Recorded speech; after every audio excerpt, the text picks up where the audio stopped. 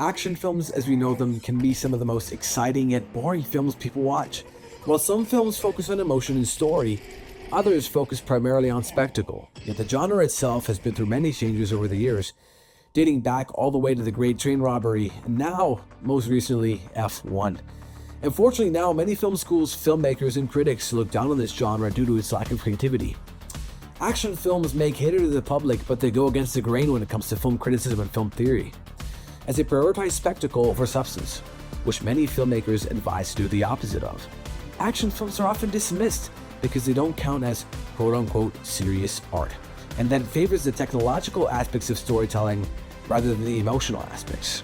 Today's video will explore the beauty of substance and spectacle and the extremely underappreciated action genre.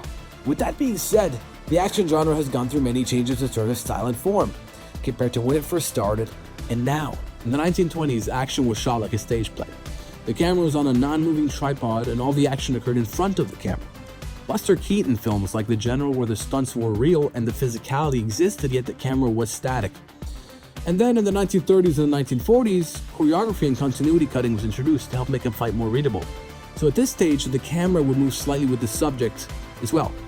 Many John Wayne films, such as Stagecoach, use this. They use parallel editing, by cutting between multiple actions going on at the same time, like the stuntmen and the close-ups of the actors, as well as the horses, running or something like that. Furthermore, the action genre continued to change over time, going through grit and realism of the 70s, the slow motion and rhythmic pace of the 80s, and the style and aesthetic of the 90s. Eventually, by the 2000s came a revelation, but also a dilemma. The Jason Bourne films were made. Jesus Christ. That's Jason Bourne.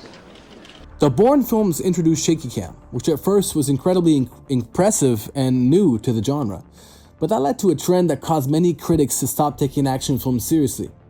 It led to a drought at the box office for action films as the Bourne and anxiety style wore viewers out and became overused. In turn, the 2000s featured many comedy films and the action genre had died out.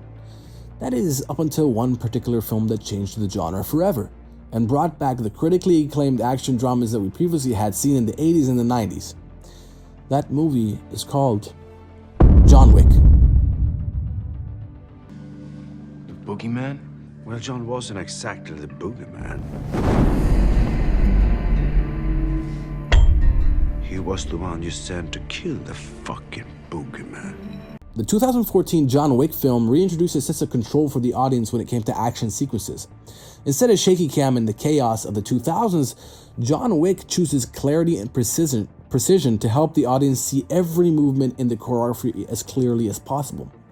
Chad Stahelski, the director, also creates low world stakes but high character stakes to help the audience sympathize with John Wick.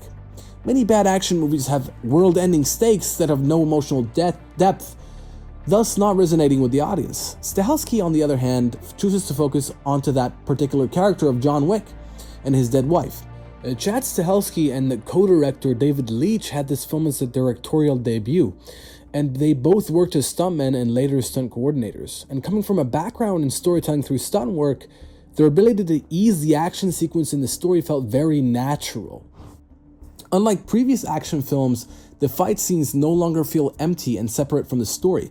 They serve as a way for John to grieve emotionally through fighting and combat. He suffers emotionally with every punch he throws. Pain is driven through the character with every punch he receives. This film proves how an action film can be taken just as seriously as a critically acclaimed drama, especially in the final fight scene. He's worn out by everyone he has fought, yet still seeks revenge against Vigo, the main villain. People keep asking if I'm back, and I haven't really had an answer. But now, yeah, I'm thinking I'm back. Mad Max Fury Road is a film that shouldn't exist. A remake/sequel hybrid that relies heavily on practical effects during a time where CGI was the easiest way to shoot action, especially for the big set pieces. It seemed like for a time, practical action was slowly getting left behind. But director George Miller decided to return to his apocalyptic Australia after many decades. People were worried that the film might look like all the films at the time and lose the Mad Max essence that made it so unique. But that was not the case. Fury Road uses its extreme style and visual aesthetic to portray its various themes, such as power, oppression, and freedom. The film itself doesn't rely heavily on dialogue. It prefers to tell you the story through editing techniques and its unique design. The whole movie revolves around a chase scene which might seem like a senseless, non-stop action movie, but when taking the themes in mind, the chase is not just literal persecution, it's a fight for freedom against oppression. Fury Road also uses its saturated and contrasting colors to highlight the connection between life and destruction. You can see many references to water and fire, as well as mechanic and natural resources. Miller's attention to detail not only builds up this world, but also riddles the whole film with subtext. So George Miller, the director of the film, worked closely with the editor of the film to help keep all the action in the center of the frame as not to make the audience nauseous with all the cutting that occurs in the film. So ironically, the film most likely has as many cuts as Jason Bourne or some of the Transformers films, which can be known as chaotic editing. But because the action is kept in the center, it's no longer noticeable, so that's described as invisible editing. After all that, next time you hop on Netflix with your friends and you're scrolling through the categories and you see an action film, you should seriously reconsider skipping over it. Instead, watch it and start to see the beauty and spectacle and how sometimes it can truly leave you amazed. And you know what?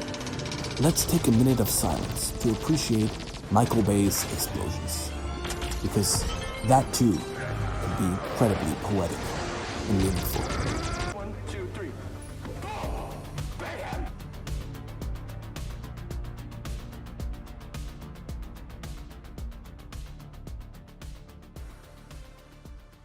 Thanks for watching, guys. See you next time.